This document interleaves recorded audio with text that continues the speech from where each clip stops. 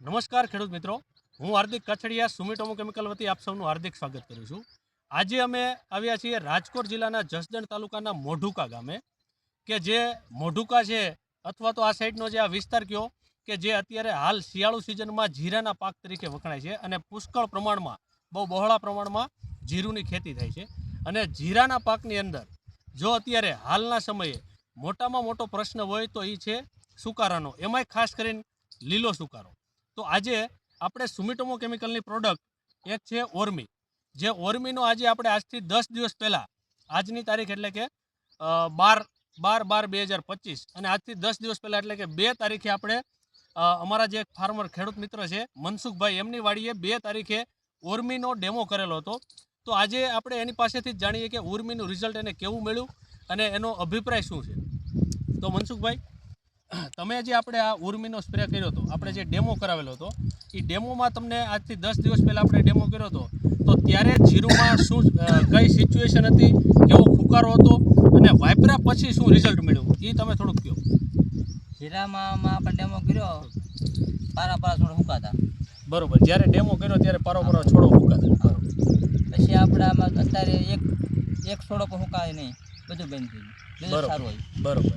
અને જ્યાં આપણે જે રહી ગયું હતું એમાં કોક હજી બતાવે ખરો, હજી ક્યાંક ફુકારો ચાલુ છે, તો હવે આ રિઝલ્ટથી મતલબ તમને સંતોષકારક રિઝલ્ટ મળેલું છે? હા, રિઝલ્ટ સારું મળે, રિઝલ્ટ સારું મળેલું છે ને? હવે તમે બીજા બધામાં છાંટવાના છો? આખામાં છાંટવાનું છે। હા, આખામાં છાંટવાનું જ છે ને? તો ખેડૂત મિત્રો, આ જે મનસુખભાઈના મોઢેથી એમનો અભિપ્રાય હતો કે અત્યારે જીરાનો જે મેઇન પ્રશ્ન હોય છે એ છે લીલો સુકારાનો, અને જીરું જે આ અવસ્થાએ હોય, મહિના દિવસ આસપાસની અવસ્થા હોય છે, ત્યારે એમાં સૌથી મોટો પ્રશ્ન હોય છે તો એ છે લીલો સુકારો। તો આ જે સુકારો છે એમાં જો આપણે આગોતરું આયોજન કરીને જો ઉર્મીના કમ્પ્લીટ રાઉન્ડ કરવામાં આવે, એનો સ્પ્રે કરવામાં આવે, તો આ સુકારો તમને છે એ આગળ વધતો અટકી જાય છે અને બને ત્યાં સુધી નવો છોડવો છે એ સુકાતો નથી, કે જે આજે આપણે આ મોઢુકા ગામની અંદર આપણે મનસુખભાઈના ખેતરમાં પણ જોઈ શકીએ છીએ કેવું ફર્સ્ટ ક્લાસ જીરું છે એ દેખાય છે। અમારી સાથે આ ગામના જ 2-3 ખેડૂતો છે, તો આપણે એમને પૂછીએ, તમારું નામ શું? દેવરાજભાઈ। દેવરાજભાઈ, તમને રિઝલ્ટમાં શું ફરક લાગ્યો? તમે રિઝલ્ટ તો બહુ મસ્ત દેખાય છે। તમે આ જે મનસુખભાઈએ જે ઓબ્ઝર્વેશન લીધું એ સિવાય તમને કાંઈ અલગ દેખાણું હોય તો? અરે, જે નીચી સટાણી એમાં ને આ જીરામાં ઘણો ફેર છે। અને કેવી રીતે તમે એ ફેર? જે ઉપર જે આ ઉપર પીછડાઈ રહ્યા, હા, ઓલામાં આ લગી પીળા પીળા દેખાય છે હા, અને આ એકદમ લીલું દેખાય। બરોબર, છોડ આખો લીલો મજબૂત, છોડ આખો આમ ખરેખર મજબૂત દેખાય। બરોબર છે।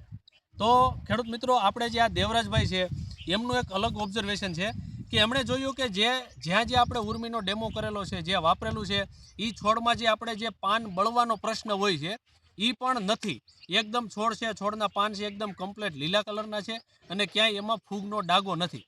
જ્યારે નથી છાંટ્યું એ જીરામાં તમને પાન છે એ પીળા પડીને સુકાતા જોવા મળે છે। તો ખેડૂત મિત્રો, આપણે જે ઉર્મી છે એ આપણા જીરુના પાકમાં કમ્પ્લીટલી જો મહિના દિવસ આસપાસનો પાક હોય તો આ ઉર્મીનો ઉપયોગ છે 1 પંપે 40 ml પ્રમાણ મુજબ અવશ્ય કરવો, બરોબર મનસુખભાઈ? કરવો। રેડી? આભાર।